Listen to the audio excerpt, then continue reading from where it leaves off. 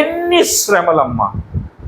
ఆయనను నిలబెట్టిన తర్వాత ఆయన వస్త్రములన్నింటినీ లాగేసేసారు, ఆయన బట్టలన్నింటినీ లాగి ఆయనను దిగంబరిగా నిలబెట్టారు అందరి ఎదుట. అరే ఎవడెవడైతే హోసన్నా హోసన్నా అంటే నీవే మా రక్షకుడు, ఓ దేవా నీవే మా రక్షకుడు అన్నాడు, అవే నోరులు 4 రోజుల తర్వాత ఇది సిలువ వేయండి, సిలువ వేయండి, సిలువ వేయండి అన్నారు.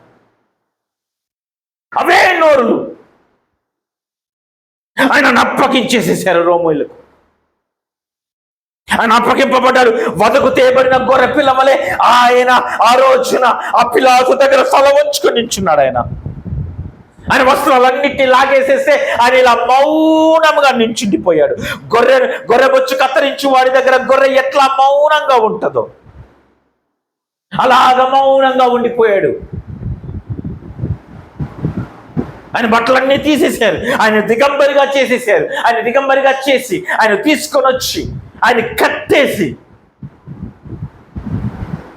1 తక్కువ 39 41 తక్కువ 40 దెబ్బలు ఆయన వీపు పైన ఆ కొరడాలతో కొట్టి ఆయన వీపు నంతా. ఏ గొర్రెపిల్ల కూడా ఇన్ని హింసలు అనుభవించదు కదా. ఆ రోజున ఆ గొర్రెపిల్ల ఇశ్రాయేలీయుల విమోచన కోసం చనిపోయిన ఆ గొర్రెపిల్ల ఇన్ని కష్టాలు పడలేదే. కానీ ఇన్ని కష్టాలు, ఇన్ని వేదనలు, ఇన్ని బాధలు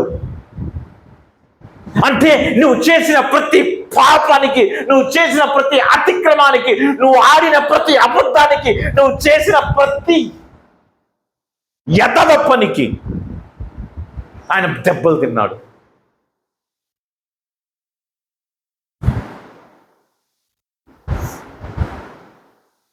ఆయన వీపంతా నాగలి చాళ్ళ వలె దున్నబడిందంట. మొత్తము రక్తము రక్తము రక్తంలో రక్తపు ముద్దగా మారిపోయాడు నా ప్రియుడు, నా విమోచకుడు రక్తపు ముద్దగా మారిపోయాడు.